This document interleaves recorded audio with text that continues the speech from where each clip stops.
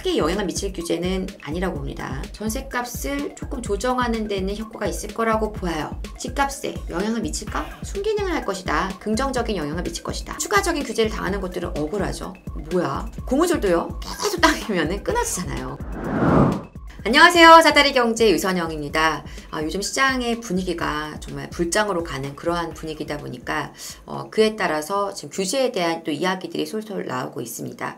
오늘 특히나 이제 대출 규제 관련한 얘기들이 기사화된 것들이 많이 있었는데요. 오늘은 그래서 앞으로의 부동산 규제 어떠한 시나리오들이 나올 수 있을지, 그리고 그에 따라 시장을 좀 어떻게 움직일지 좀 간단하게 언급드려 보고자 합니다.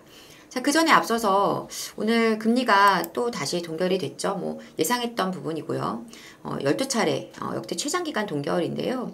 다행히도 이제 오늘 이창용 총재가 처음으로 이때까지 이제 금리 어떤 동결하면서도 이러한 얘기를 안 하셨었는데 굉장히 조심스러웠었는데 이제 그 금리 인하 쪽으로 그 차선을 변경하는 깜빡이를 지금 일단 키려는 그런 상황이다라고까지 굉장히 많이 좀 그 피봇에 대한 얘기를 좀 하셨어요. 그래서 그런 분위기는 좋았는데 여전히 좀 아주 조심스러운 부분은 바로 이 집값에 대한 이 금리의 인하에 대한 기대감이 너무 과도하게 반영돼 있다. 그래서 집값에 대한 견제를 좀 하는 그런 말씀을 또 오늘도 빠짐없이 하셨습니다. 자, 이러한 부분이 사실은 지금 왜 이창용 총재가 이렇게 많이 걱정하고 이 부분을 계속 견제하느냐, 가계부채 문제 때문이죠. 그래서 이 부분은 굉장히 중요한 문제고요. 오늘 이창용 총재뿐 아니라 최상목 경제부총리도 한 심포지엄에서 가계부채 리스크 요인 중에 가장 중요하다. 그래서 관리 기준을 확고하다. 이런 이제 언급을 했습니다. 여러 가지 이유가 있죠. 얼마 전에 이제 스트레스 DSR을 이제 2개월 유예한 부분, 이제 9월부터 이제 적용하는 것으로 하면서 굉장히 좀 언론에 문매를 좀 맞았죠. 그래서 여론의 문매를 좀 맞았죠. 그래서 그런 부분을 좀 감안한 것 같고요. 그리고 사실상 또 가계부채 문제가 심각하다 보니까 그런 거에 대한 이제 언급을 한 것으로 보입니다. 실질적으로 보면은요.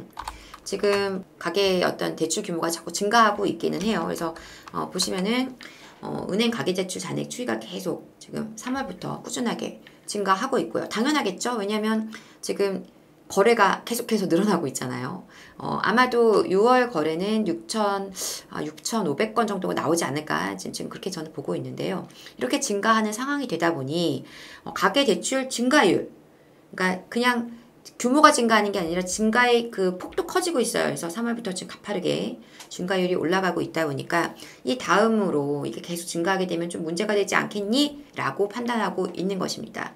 그래서 이제 이런 부분에 대한 어떤 규제를 지금 얘기가 나오고 있는 것인데, 사실상 이제 GDP 대비했을 때나 어떤 부채에 아주 지금 어떤 관리가 안 되고 있는 상황은 아니라고 보고요. 이제 그런 부분에 대해서는 아직까지 우려할 상황은 아니라고 저는 판단을 하고 있습니다. 어쨌든 간에 이러한 상황이 되다 보니까 대출에 대한 규제, 제가 항상 말씀드려왔잖아요.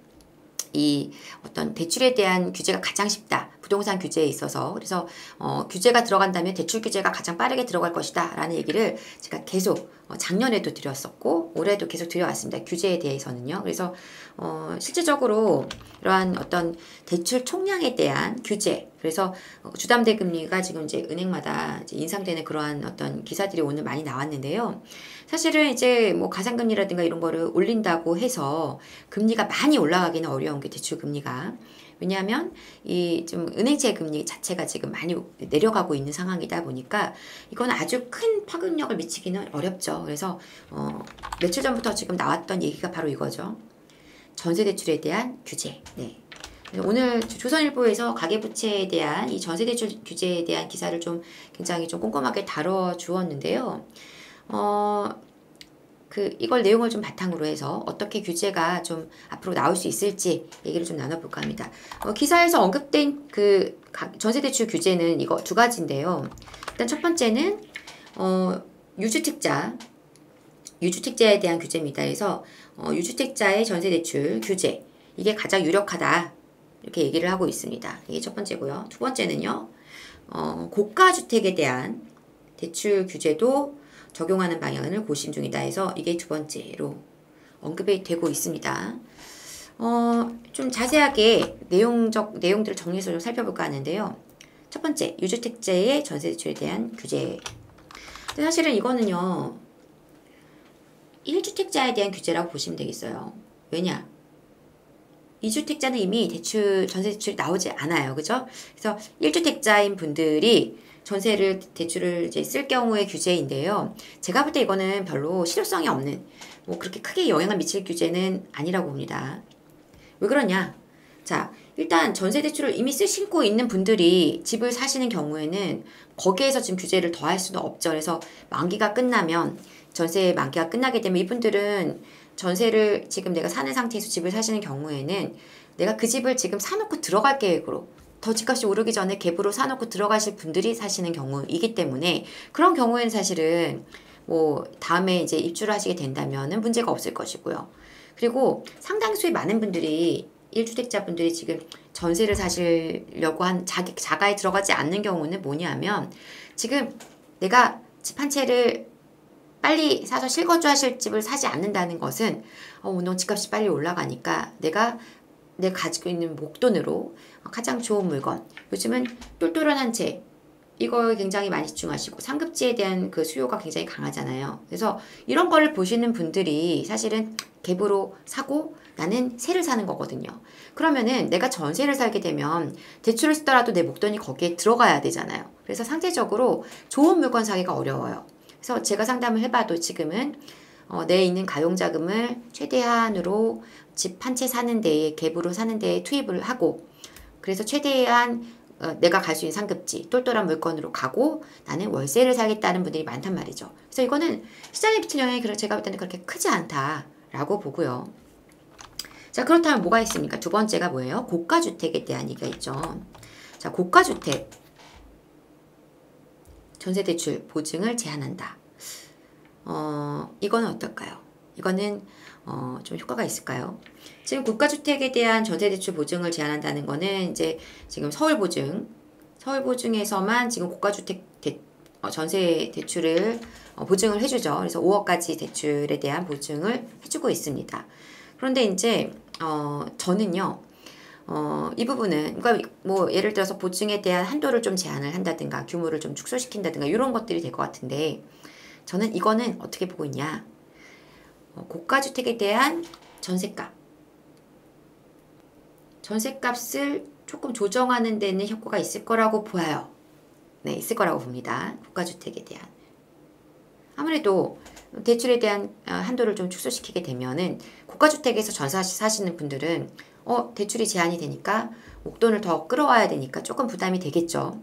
그래서 제한이 있을 거라고 보는데, 그때 결정적으로 더 중요한 게 뭐냐면요, 그럼 얘가 집값에 영향을 미칠까? 인 거죠. 저는 이거는 아니라고 봅니다. 물론 이 고가주택은 전세값이 조금 조정을 받게 되면은, 고가주택은 상승의 동력을 조금 약간 잃어서 어떤 상승의 그 탄력이 살짝 수그러들 수는 있어요. 그래서 약간 막 올라가던 에너지가 살짝 주춤할 수는 있습니다. 그런데 자, 지금 보시면은요, 이 고가주택은요, 사실은 이미 뭐 지금 전세를 뭐 9억을 전세로 들어가 있는 고가주택이라고 하면 적어도 뭐 여기서 13억에서 20억 이상 이런 가격대의 물건들일 텐데요. 그죠? 그렇다면 이렇게 높은 가격대 아파트들은 지금 상황이 어떻습니까? 이미 시세가 많이 올랐어요. 뭐 전고점을 뚫어버린 곳도 있죠. 뚫고 넘어간 곳들도 있고, 거의 전고점 가까이 접근해 있는 곳들도 상당히 많단 말이에요. 그러면은 사실은 여기는 회복을 어느 정도 한 상태이기 때문에 조금 뭐랄까요, 약간 지금 쉬어가야지, 안 그래도 좀 쉬어가야 될 타임에 와 있단 말이에요. 그런데 마침 이런 식으로 규제가 들어왔을 때 고가주택에 대한 전세 가격이 좀 조정받으면서 약간 상승에 대한 동력이 살짝 꺾이는 그런 상황이 되는 거는 크게 부담이 아니라는 거죠. 그럼 어떤 상황이 될까요? 고가주택은 쉬어도 중저가, 이 앞에 상단에서 가고 있던 곳에서 지금 올라간 곳들을 못 따라가고 있던, 여기 있던 중저가 주택들이 좀 따라와주는, 어느 정도는 이제 균형을 맞추면서 이제 그 고른 회복세를 좀 만들어내는 그러한 어떤 모습으로 가게 될 거라는 거예요. 그래서 고가 주택들이 막 갔다가 이제 잠깐 쉬는 동안에 여기서 이제 그동안 가격이 오르지 못했던 중하급지 입지에 있는 물건들의 시세가 따라 올라가 주는 효과를 기대할 수 있는 그러한 어떤 규제가 될 것이라고 판단이 됩니다. 이거는 그래서 뭐냐? 본질적으로는 고가주택에 대한 전세 가격은 조금 조정을 받을 수 있겠지만 시장에 대해서는 오히려 균형적인 어떤 시세를 회복하게 하는 순기능 역할을 할 가능성이 높다고 봅니다. 그래서 이것도 역시 시장에 아주 큰 악재가 될 가능성은 없다라고 봐요. 자, 그러면 다른 또 규제는 뭐가 있을까요? 제가 자주 언급드렸던, 기사에는 언급되어 있지 않지만 제가 판단하기에는 이럴 가능성이 있다고 보는 게 국가주택 자체에 대한 주담대를 제한하는 겁니다. 뭐 15억 초과주택들 이런 것들이 있죠. 그래서 이제 그런 방식이 될지 어떤 그 금액을 좀 더 기준을 낮출지 아니면 좀 높은 곳에서 할지 뭐 이런 건 모르겠지만 요거에 대한 제한이 있을 수 있다라고 생각하는데 이거 역시 똑같습니다. 앞에 2번과. 그래서 고가주택 자체가 지금 시세가 많이 올라 있어서 이제 올라갈 수 있는 그 상승의 어떤 동력이 계속 가기에는 좀 부담스러운 구간에 와 있는 거예요. 그래서 조금 그렇지 않아도 약간 너무 많이 갔는데 약간 쉬어갈 수 있는 환경을 만들어주고 풍선 효과로 여기에 규제가 들어가게 되면 오히려 뭐 중하급지, 중저가 어떤 주택들의 가격이 올라가는데 조금 도움받을 수 있는 환경이 될 수 있다라고 보는 것입니다. 그래서 이거 역시 제가 볼 때는 크게 시장에 악재로 작용할 가능성이 없다. 자, 마지막으로 이런 얘기 하시는 분들이 있어요. 규제지역 확대 등 기타 부동산 규제책 이렇게 있는데 특히 규제지역 확대. 그런데요, 저는 이런 얘기를 좀 하시는 분들이 있는데 저는 여기에 좀 회의적입니다. 가능성이 좀 희박하다고 봐요. 좀 이거는 거의 가능성이 없다. 그런 규제 나오기가 어렵다 라고 봅니다. 일단 첫 번째 이유는 뭐냐면 지금 규제 지역이 없는 게 아니거든요. 강남 3구 용산 규제 지역이죠. 그런데 실제적으로는 시세가 어디서부터 올랐어요? 강남 3구에서부터 올랐잖아요. 그죠? 결국은 규제 지역이라고 해서 시세가 안 오르는 게 아니고 그의 어떤 규제 지역의 효용성이 떨어진다라는 거예요. 지금 시장에 어떤 집을 사려는 수요가 어떤 유동성에 의해서든 아니면 그 여러 가지 실제적인 내가 구매를 해야 되는 실수요자라서 집을 사든 지금 시장에서는 어떤 이런 규제가 먹히지 않는 그런 구간에 있다라는 것이죠. 근데 규제 올라갈 거 다 올라갔는데 추가적인 규제를 하면 그 추가적인 규제를 당하는 것들은 억울하죠. 뭐야?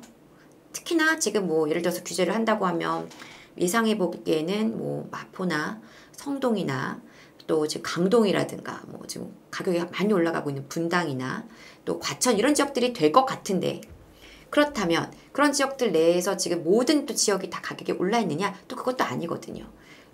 규제 지역도 마찬가지예요. 뭐 강남이라고 해서 다 가격이 오른 것도 아닙니다. 그래서 이것은 조금 부담이 될 수밖에 없는 지금 약간 이 어떤 실효성에 과연 있는 정책이었냐라는 부분에서 약간 의문이 있고요. 두 번째는 뭐냐면 정치적인 어떤 그 입장에서 본다 하더라도 정치적 관점에서 본다 해도 사실은 규제 지역을 확대한다라는 거는 어떤 보수 정권에서는 굉장히 부담스러운 정책이 될 겁니다. 가뜩이나 지금 굉장히 입지적으로 굉장히 그 좁은 굉장히 지금 입지적으로 굉장히 지금 상황이 안 좋죠. 예, 윤 정부가. 그런데 이러한 규제책을 들고 나왔을 때 과연 많은 분들이 환호해 줄 것이며 정치적인 지금 그 좁은 정치적 기반까지도 이룰 수 있는 상황이 될 수 있겠죠. 그래서 제가 볼 때 이거는 가능성이 좀 희박하다고 봐요. 이 정부에서 실행하기에는 좀 어렵지 않나 그렇게 보고 있습니다. 그래서 이것은 가능성이 좀 약할 것으로 보이고 1, 2, 3번이 그나마 규제책으로 나올 가능성이 있을 텐데 그 중에서도 1번도 실제적으로 영향이 미미할 것이고 이건 오히려 시장에는 순기능을 할 것이다. 긍정적인 영향을 미칠 것이다. 이렇게 판단이 됩니다. 뭐 아무래도 이 고가주택 지금 갖고 계신 분들은 아니 왜 내가 샀는데 더 올라가야 되는데 왜 쉬라 그래? 그렇게 약간 얘기하시는 분들도 있으실 수 있을 것 같아요. 서운해하시는 분도 있으실 수 있을 텐데 사실 그렇습니다. 시장이 한없이 상단은 가고 밑에 하단에서는 그냥 안 가고 이런 시장은 없고요. 고무줄도요 계속 당기면은 끊어지잖아요. 그죠? 그런 것처럼 어느 정도 이제 균형을 맞춰서 중하단에서 좀 따라와줘야 또 앞에서 갈 수 있는 에너지가 또 나오는 것이니까요. 그래서 그런 부분을 좀 감안했을 때 어떤 시장의 아주 건강한 어떤 상승을 생각해 본다면 어떤 자연스러운 부분일 수 있을 거라고 판단이 되고요. 그래서 이렇게 시장이 전체적으로 같이 회복해서 균형 있게 올라가 줬을 때 그때 또 다음 상승을 또 우리가 기다릴 수 있는 기대할 수 있는 상황이다 보니까 이렇게 저는 지금 규제에 대해서도 좀 전체적으로 시장에 지금 미치는 영향이 크지 않을 것이다. 오히려 좀 순기능의 역할을 하는 어떤 규제들이 그리고 나올 수도 있다. 이렇게 판단을 하고 있습니다. 아무튼 지금 굉장히 복잡한 시장이에요. 한쪽에서는 유동성에 의해서 좋은 주택, 어떤 투자성 좋은 물건, 가치가 높은 물건으로 이동을 계속하고 있고 또 한쪽 하단에서는 난 진짜 집이 이제는 필요한데 집을 사야 되는데 하면서 집을 또 사시는 상황이다 보니까 정부가 어떠한 규제의 방향을 잡는 것도 굉장히 어려운 그런 시장입니다. 그래서 어떻게 보면 이제 규제도 굉장히 그 특정 어떤 계층, 타깃으로 하는 그런 규제를 할 수밖에 없는 환경이 아닌가 저는 이렇게 보고 있습니다. 자, 규제가 나오든 또 그렇지 않든 앞으로의 시장은 계속 상승의 기도 어떤 상승 가도를 계속 갈 것 같아요. 그래서 빠르게 더 많이 급하게 올라가든 조금 쉬어가면서 가든 좀 약간 호흡을 조절하면서 가든 지금 시장은 상승으로 가고 있습니다. 그래서 이런 상황 속에서 어떻게 하면 내가 내 스트레스를 어떻게 좀 잡으면 좋을지에 대한 각자 고민들 좀 잘 하셔야겠고 좀 잘 바른 선택들 하시면서 이 시간들을 잘 좀 대처해 나가셨으면 좋겠습니다. 저는 다음 시간에 더 알찬 내용으로 또 다시 찾아오도록 하겠습니다. 지금까지 사다리 경제 유선영이었습니다. 감사합니다.